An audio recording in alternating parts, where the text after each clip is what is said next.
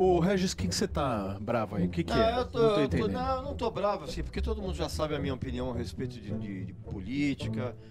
Você não gosta de ninguém, Não, eu não né? gosto de ninguém. Aí vem todo com esses mundo. papos, aí não tem opinião pra nada. Posso fazer uma pergunta pro Regis? Eu não tenho opinião pra todo nada, mundo, eu não ninguém, gosto de ninguém. ninguém tem projeto político, ninguém tem projeto de governo, todo mundo tem projeto de poder. Sendo claro, você acha que não é possível desfavelizar um país como o Brasil? Ou você Não acha é que não tem possível. nada sobre o assunto? Não, não é possível e o senhor, lamentavelmente, não sabe nada. Muito bem. Gente, olha, essa semana a gente discutiu aqui no programa vários assuntos aí relacionados a propostas de lei que o deputado Kim Kataguiri trouxe.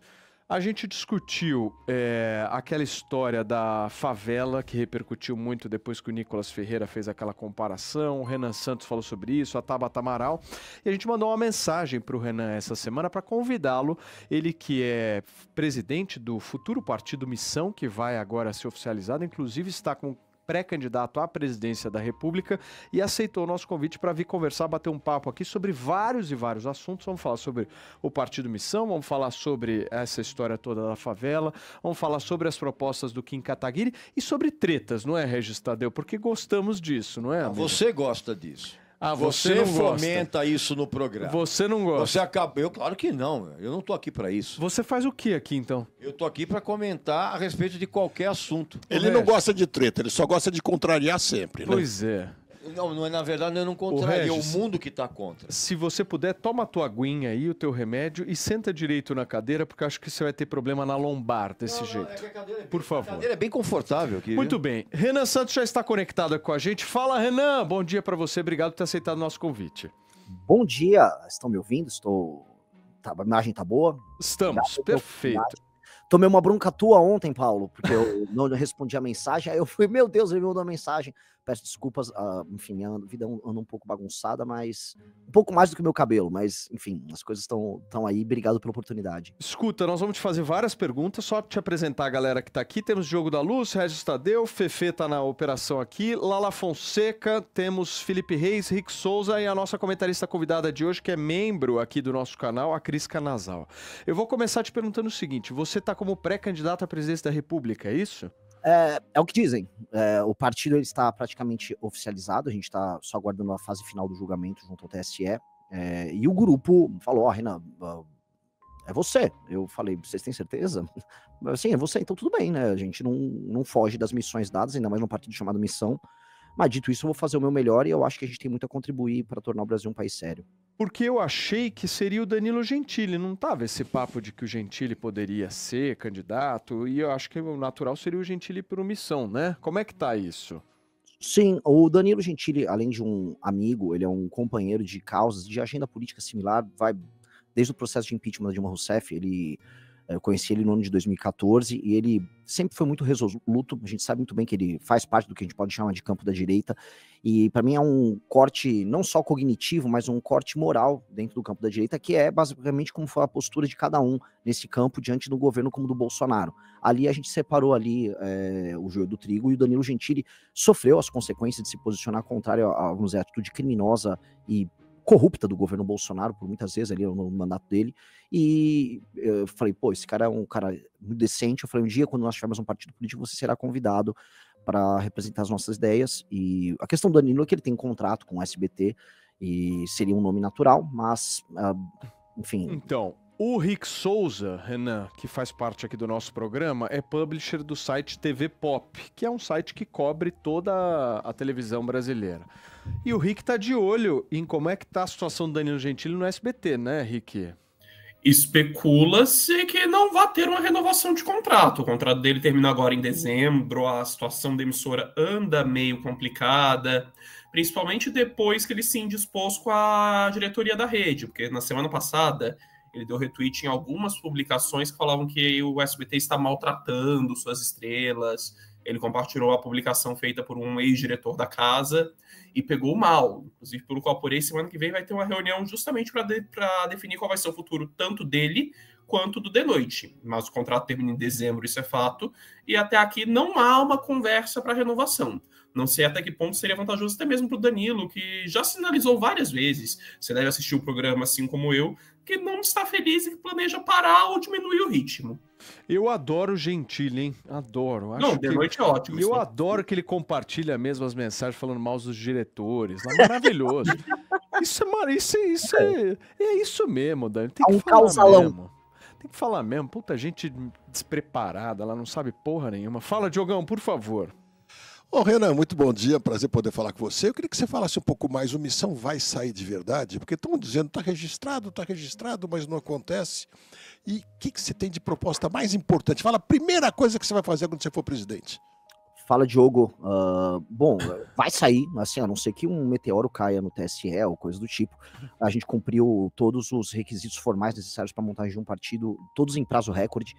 E saiu o parecer favorável da parte da Procuradoria-Geral Eleitoral, que é a versão eleitoral ali do Ministério Público, e está na mesa do ministro André Mendonça, e o ministro André Mendonça já se movimentou, então provavelmente devemos ver o partido indo a julgamento em 2 semanas ou 3 semanas no máximo.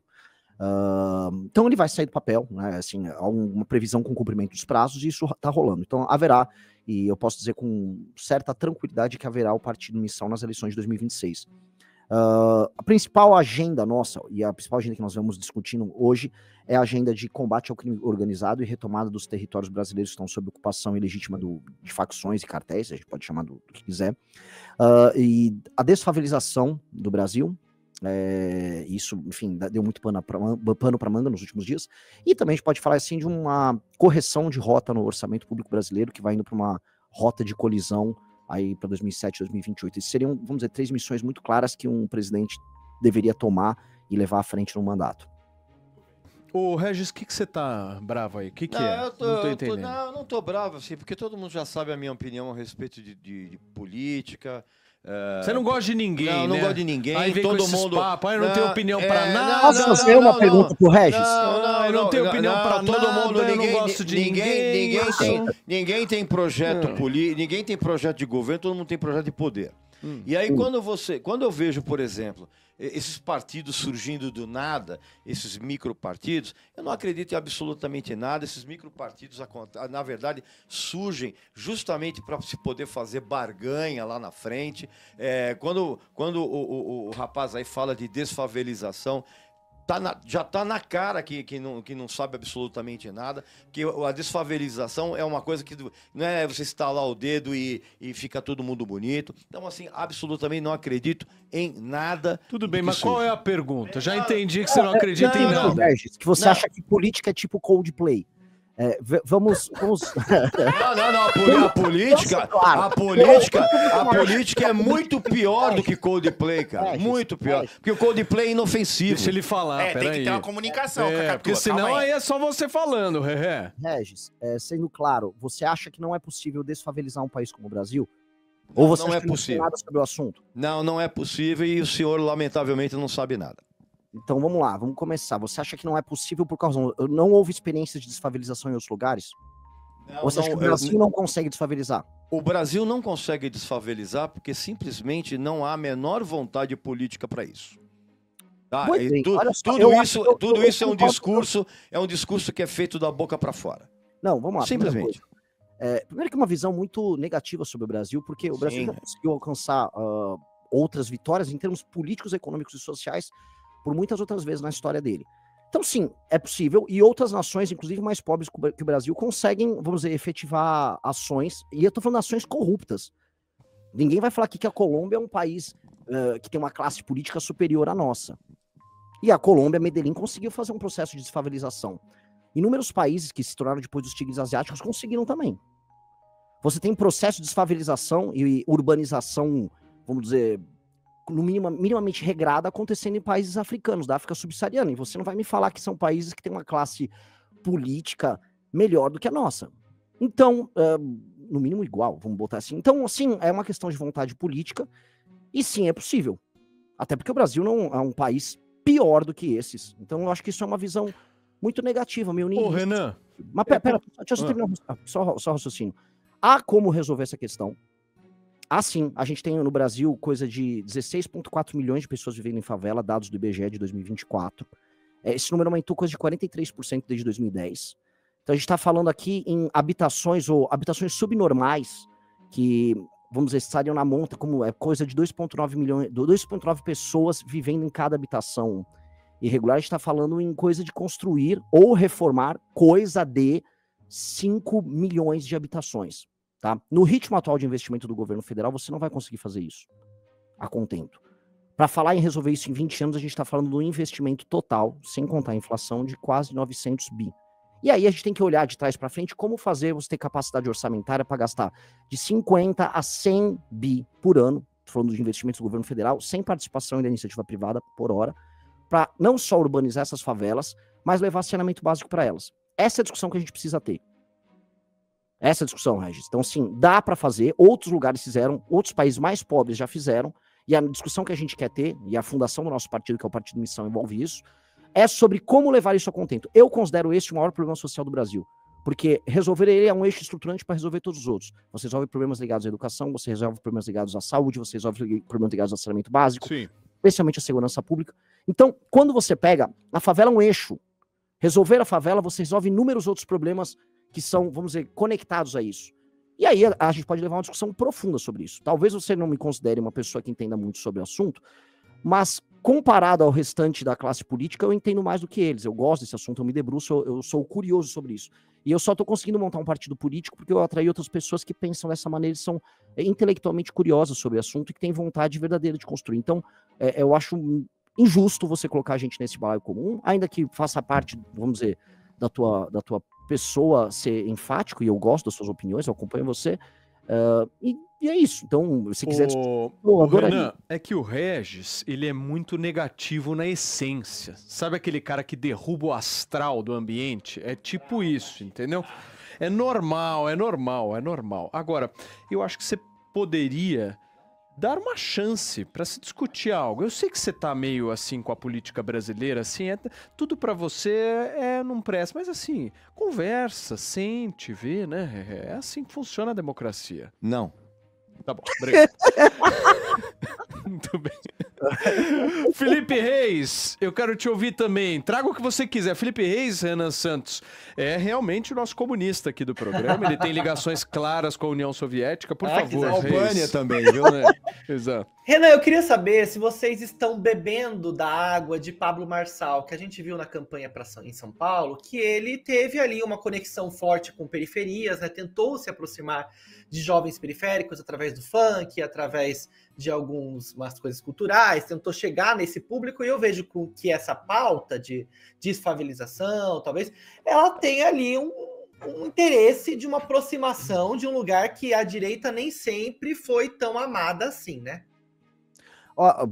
São dois temas. O Pablo Marçal, se eu beber da água dele, eu morro envenenado, cara. Eu tenho asco desse sujeito. Tem metanol na água dele?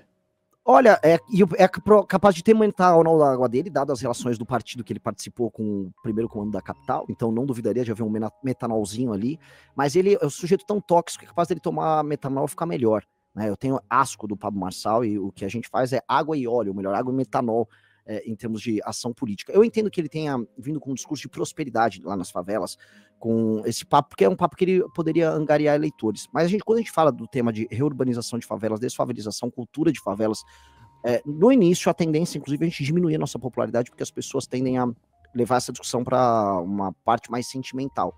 Mas a gente precisa endereçar o problema, a gente precisa primeiro trazer o problema para depois vir com, vamos dizer, com a parte do convencimento. Muito bem. Diogão, você tinha pedido? Sim, vamos lá. Coisa prática então, Renan. Você disse que o primeiro ponto é desfavelizar o Brasil. Eu não sei se você sabe, o Brasil é o único país, se não do mundo, das Américas, que tem lei nacional que estabelece que o lote mínimo para uma pessoa é 125 metros quadrados e que os loteamentos ainda tem que ter mais 35% de áreas verdes, ruas com 12 metros e etc e tal. Nacional. O que acontece? Nenhuma cidade média e grande tem um único loteamento legal.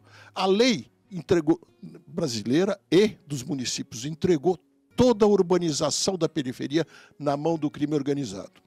O seu partido, ou melhor, o MBL, já tem deputados federal, estadual e vereadores. Aí eu pergunto, em termos práticos, o que vocês já determinaram a eles que fizessem para resolver essa questão de entregar a moradia popular na mão do crime organizado? Vamos lá. Primeira coisa, a gente tem que entender que o processo histórico que gerou as favelas ele é anterior à formação dos principais cartéis do crime organizado. Eu concordo com você com esse processo legiferante exagerado que a gente tem por parte do Estado brasileiro, que faz com que quase todo mundo esteja quase sempre na ilegalidade, mesmo quem tenha, por exemplo, um título de propriedade correto, uma propriedade construída com área autorizada, né, pela prefeitura e pela fiscalização. Mesmo um cara que é comerciante, para se adequar a todas as regras, ele sofre pra caramba. Quando a gente pega, então, voltando no tempo, a gente tem um processo acelerado de favelização que acontece no processo de êxodo rural, que a gente teve especialmente nos anos 60, 70 e 80, em que São Paulo, Rio de Janeiro, mas praticamente todas as capitais do Brasil começaram a se favelizar. Por diversas razões, o Estado brasileiro, especialmente dos anos 70 para frente, parou de formar capital físico, né, e infraestrutura. Nossa capacidade de investimento em infraestrutura diminuiu demais da crise do petróleo para frente. Depois teve a Constituição de 88, que aumenta muito o gasto com custeio e diminui o espaço para investimento em infra. E ali, especialmente nos 80 e 90, você começa a ter esse processo de ocupação dessas áreas de periferia, áreas de favela, pelo crime organizado, né? O Comando Vermelho surge ali pelos anos 80 e na virada dos 90 para os 2000 surge o PCC aqui em São Paulo. Hoje, né, dado que esse processo de êxodo rural não é tão acentuado como houve naquele período, naturalmente, você tem um processo novo de invasões, e acho que você deve acompanhar, de áreas de manancial, por exemplo, como acontece aqui em São Paulo, ou com as milícias no Rio de Janeiro, o caso clássico lá do Rio das Pedras, lá com aquela turma, que inclusive o Flávio Bolsonaro tem coisas estranhas a contar sobre aquilo, né, você ocupa ilegalmente, você faz uma espécie de uma grilagem urbana, e aí você constrói casas e vende, e garante a propriedade sobre essa área através da autoridade que o crime tem sobre aquele território, né? O que o MBL tem para fazer sobre isso é propor, aí sim, uma guerra contra o crime organizado, leis mais duras, para enfrentamento a essa estrutura política, só que do ponto de vista de infraestrutura e de urbanização, aí a gente teria que chegar ao Poder Executivo para ter realmente um plano nacional ligado a isso. A gente está discutindo internamente com o Kim para a gente tentar pensar um marco regulatório que venha a facilitar esse processo de reurbanização e impedir essa, vamos dizer, esse processo contínuo que a gente tem de invasões de áreas tocadas como quase uma indústria pelo crime organizado. Acho que são as ações que a gente tem que tomar. Lala Fonseca, você tem pergunta? O seguinte, vamos lá, Renan. Eu vejo um pouco diferente, né? O problema eu não acho que seja necessariamente a favelização, mas em si a polícia que não consegue controlar o crime que acontece ali dentro, não consegue nem entrar dentro da favela, né? Quem acaba controlando muito mais é o crime organizado e todas as situações ali dentro. Eu vi uma entrevista sua no Danilo Gentili, que boa parte do território brasileiro é tomada pela facção criminosa, né? E aí, quando a gente traz isso para a organização em termos do que a gente pode fazer, eu começo a pensar, por exemplo, a delegada Raquel Galinatti, né, secretária de Segurança Pública de Santos, ela saiu do cargo porque ela estava tentando nesse combate em relação à organização criminosa. Na prática, o que é possível ser feito se até uma delegada acaba sendo ameaçada de morte? Só comentar sobre essa questão do crime, essa questão da ocupação territorial. É natural, assim, cartéis costumam fazer ocupações territoriais e estabelecer seu próprio território. Isso é natural do processo de transformação de um país num narco-estado. Nós temos que equiparar organizações criminosas, esses cartéis, esses grupos, especialmente o PCC e o Comando Vermelho, que são os mais famosos, a organizações terroristas. Nós temos que ter uma legislação especial para o enfrentamento a eles. Tá? Há o uso do aparato de inteligência do Estado de maneira mais eficaz contra eles, sim, mas não dá com as leis atuais, com coisas como progressão de pena, como nós temos aqui, com a baixa efetividade do processo de investigação que nós temos, ou de resolução de crimes que tem aqui no Brasil. Não há como a gente resolver isso a contento. E não há como tratar, vamos dizer, um faccionado, que é parte de quase um exército paramilitar invasor no nosso território, como um criminoso comum. Não há. Então, tem que ter um estatuto jurídico voltado para eles. Nós queremos trazer ao Brasil um conceito, conhecido internacionalmente como direito penal do inimigo, que é a ideia de tratar com especial velocidade e especial punibilidade, vamos colocar aí, membros de facções criminosas, dado que eles não seriam detentores de direitos e garantias que um cidadão comum no Brasil tem. Eles optaram voluntariamente por negar a autoridade do Estado brasileiro sobre as áreas que eles ocupam de maneira ilegítima, e com base nisso eles começam a praticar ações que se comportam como ações de terror. São ações que você vai equiparar a ações de terror. O que eles fizeram também com o ex-delegado-geral da Polícia de São Paulo no litoral, aquele assassinato foi uma execução, é um ato de terror. E a gente está vivendo recorrentemente atos de terror acontecendo no território brasileiro. Tem que ter essas alterações nas nossas leis. Por exemplo, um deputado nosso, Kim Kataguiri, já passou na Câmara dos Deputados 2 legislações ligadas ao aumento de pena para o cometimento de crimes, especialmente roubos e furtos, que a maior parte dos crimes que são cometidos no Brasil são dessa natureza. Mas para o enfrentamento das facções, você tem que ter um marco legal muito rígido e um marco legal novo. Não há da parte desse governo federal vontade política até agora em querer executar, e isso é extremamente preocupante, porque esse é o problema que mais preocupa os brasileiros. Tudo bem. Fefe, chegou um superchat aí? Coloca na tela para mim, por favor, porque é sobre o Regis. Se é sobre o Regis, a gente tem que parar aqui a nossa conversa, porque é algo realmente importante. Sem dúvida alguma. Realmente importante. Vamos para o último aqui, porque o Fernando Martins diz o seguinte: Regis, onde estão os argumentos para refutar o entrevistado? Essa postura de rebelde sem causa, que é a sua, antipolítica, pode até funcionar aos 15 anos de idade, mas depois de certa idade, é simplesmente constrangedora. O que é constrangedor é você, por exemplo, claramente é fã de político. Você é aquela pessoa que fica na coleirinha defendendo o seu político. Então, para você, apenas o meu tédio. Olha só, o Thales Mota mandou 10 conto pra gente perguntando o seguinte: o grande problema da corrosão da moeda não foi abordado. O direito do Estado estuprar a população com impostos, mais inflação pelo monopólio da moeda é uma volta à servidão. O partido vai tratar disso? Acho que é uma pergunta direcionada aí pro Renan. Quer responder isso, Renan? A gente trata na formação do partido, umas discussões nossas, você tem inclusive por parte do Estado brasileiro reserva fracionária em Bitcoin. É um caminho interessante aí, pensando no futuro. Ô Renan, e deixa eu te fazer uma pergunta assim, sobre Nicolas Ferreira, né? Porque eu vi que vocês ficaram bem bravos com ele depois que ele se confundiu. Confusões acontecem, vocês também, né? Pô, quem nunca apertou o botão errado? Né? Só 3 numa semana. Quem nunca apertou o botão errado? Não, Me você fala. tem um botão sim ou não, você é só 50% Quem de nunca chance de apertou? errar. Não, eu quero entender o seguinte, como é que vocês estão vendo aí essa direita hoje, né? Como é que vocês estão posicionados em relação a essa direita? O que você acha que vai acontecer de cenário político agora para frente? Acho que qualquer leitura, vamos dizer, clássica em termos de ciência política vai enquadrar a gente como um grupo dentro desse campo da direita. Só que a gente é muito crítico aos demais, vamos dizer, pares, né, aos nossos colegas de direita. É uma galera, em geral, que viu o uso das redes sociais como um instrumento para ascensão social, para ganhar fama, dinheiro, views, e aí usam a política como instrumento, porque é um tema que mobiliza bastante, é um tema divisivo, e as pessoas discutem pra caramba e tal. O Nicolas é parte desse instrumento, o Nicolas é a Virgínia da política. O Nicolas, ele faz coisas de Virgínia, ele tem o mesmo público da Virgínia, e ele é uma celebridade de internet, então ele se comporta assim, tem uma produção legislativa pífia, só que é tratado por parte dos seus seguidores, que ele pratica um certo abuso intelectual com eles, como um herói, né, um cara que está lutando e salvando o Brasil, quando ele não é nada, né, e aí você vê essas coisas patéticas, né, por exemplo, ele é um parlamentar que não entrega relatórios, né, relatórios e participação em comissões é o grosso do trabalho do deputado, ele não faz isso, ele propõe poucos projetos de lei, ele participa pouco das grandes discussões, e aí na hora de votar, que seria o básico do cara, o cara ainda vai lá, erra, e ainda bota a culpa na filha que nasceu.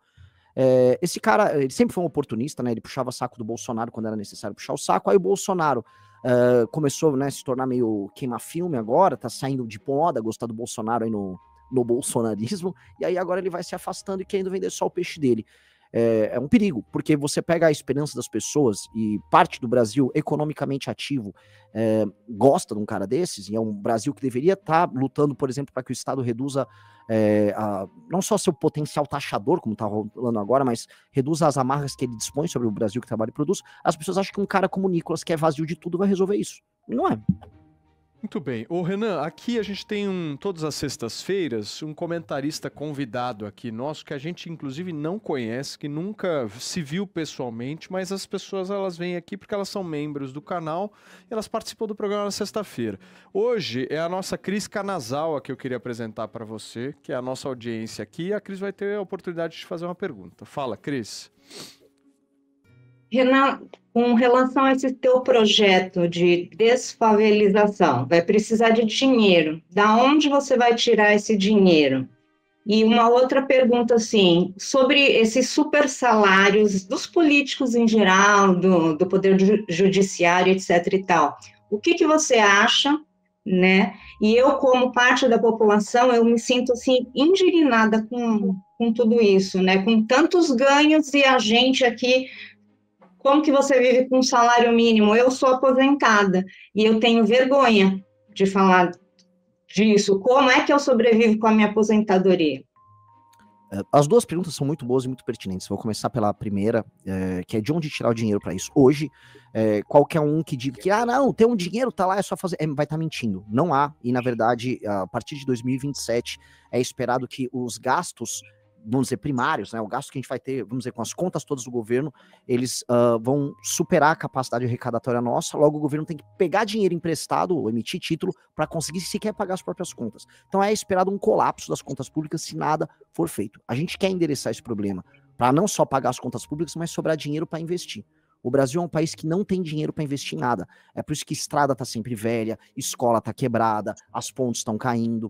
A falta de capacidade de investimento é um dos grandes problemas do Brasil. E não é o que acontece em países como a China. Países de terceiro mundo conseguem resolver isso. O Vietnã está resolvendo.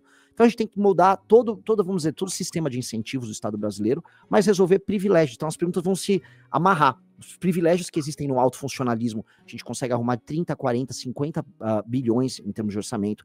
A gente tem grandes privilégios ligados, por exemplo, a renúncias fiscais de empresas das mais diversas. Isso dá coisa de centenas de bilhões de reais. Só a Zona Franca de Manaus por ano é coisa de 40, 50 bi. Também é coisa de 40, 50 bilhões as emendas parlamentares que ficam rodando no Congresso. Quando você vai acumulando todas essas coisas, você vai vendo que assim, é muito dinheiro gasto com absurdo. Né? Aposentadorias de militares altíssimas que a gente tem no Brasil e que ninguém tem coragem de mexer, né? Que vai precisar ser endereçado também.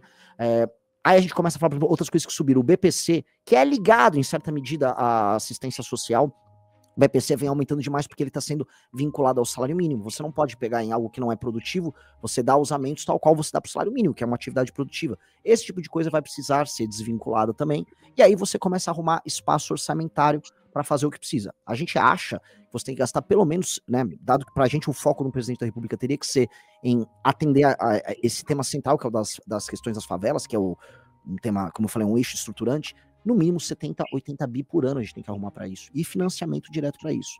Esses assuntos vão se conversar, enfrentar os privilégios que existem não só na política, que existem muito, mas no alto funcionalismo. A gente viu agora, saiu no Metrópolis, uma disputa de promotores com desembargadores. Os promotores estavam bravos que os desembargadores compravam Porsche e eles não. E sendo que tinha promotor que já chegou a tirar 100 mil reais no mês. Isso aí é um escárnio. E isso é parte do problema que a gente vai ter que resolver. Os grupos políticos atuais não têm coragem de endereçar isso, porque você vai arrumar briga com o judiciário, e a maior parte dos grupos políticos são corruptos, tem medo, com o próprio Ministério Público. Então, para você conseguir enfrentar, uma das métricas que você tem é que político tem coragem de arrumar briga com esses caras? Nós temos. Nós vamos arrumar briga com eles, já arrumamos briga com eles, né? E faz parte desse processo. E a gente precisa de apoio das pessoas para isso. Não dá para ter uma postura niilista ou cética, como o nosso colega Regis, que eu até entendo, diante do cenário deles ele fica desse jeito, mas a gente só vai conseguir enfrentar essa máquina de privilégio se a gente ir pra cima e cutucar os caras. Ô Renan, pra gente fechar com chave de ouro, o que você acha do Regis, hein? Eu gosto do Regis. É mesmo? Eu gosto do Regis. Eu discordo de algumas... Eu sou um músico frustrado, né? Voltei a ter minha banda de rock, inclusive convido o Regis pra ir no show, ele vai falar que não vai, mas adoraria que ele fosse. Só músicas autorais, Regis, não tocamos cover, e acho que a gente tem que fomentar uma cena de rock and roll sem cover no Brasil. Acho que o Brasil tem Concordo.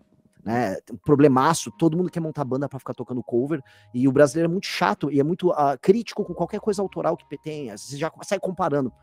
E eu acho que o Regis tem um papel fundamental em ficar educando as pessoas disso. Eu vi os últimos vídeos do Regis sobre Bob Dylan, eu sou um fã do Bob Dylan, eu fico muito feliz, eu concordo 100% quando ele fala do Bob Dylan. Vou discordar de algumas análises que ele faz de algumas bandas que eu gosto.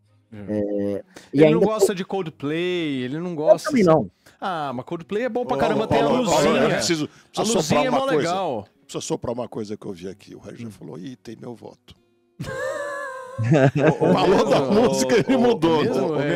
O meu caro, você fique tranquilo, porque toda vez que o Paulo ele tenta armar um marapuca pra mim, achando que alguém vai me criticar, faz enquetes tendenciosas, ele se dá mal. Então relaxa, tá tudo bem. Mas é isso uma aí. pergunta é uma marapuca? Sempre O cara é músico. Não, sempre. O senhor...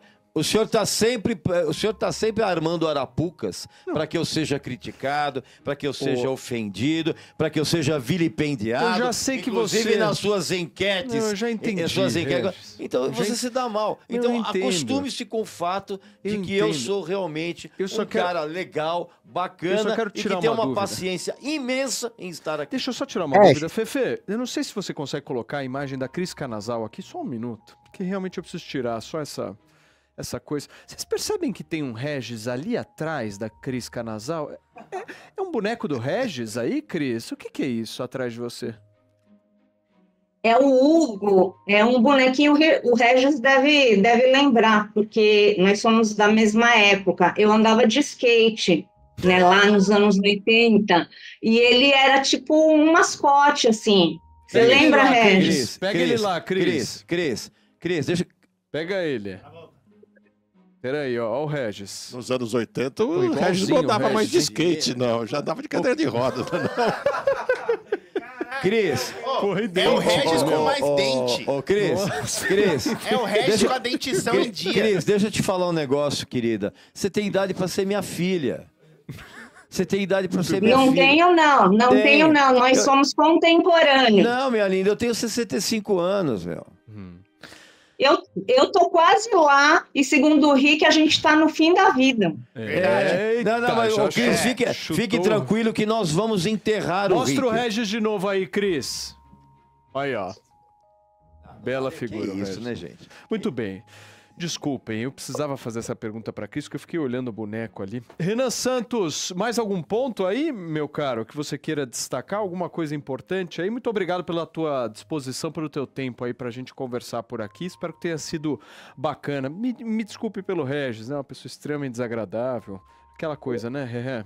Só deixa o convite pro Regis vir ao show da minha banda. Se ele puder ir e fazer uma avaliação em loco, eu pagarei uns drinks pra ele, inclusive pra influenciar o julgamento dele. Pagar drink hoje em dia tá perigoso, viu? Sim, não, então é a minha vingança também, né? Acho mais legal servir uma Fanta Uva aí, que é mais legal. Tá parecendo compra de votos, hein? Eu sou contra todo mundo. Ô, Renan, obrigado, viu? Como é que faz pra te seguir lá nas redes sociais?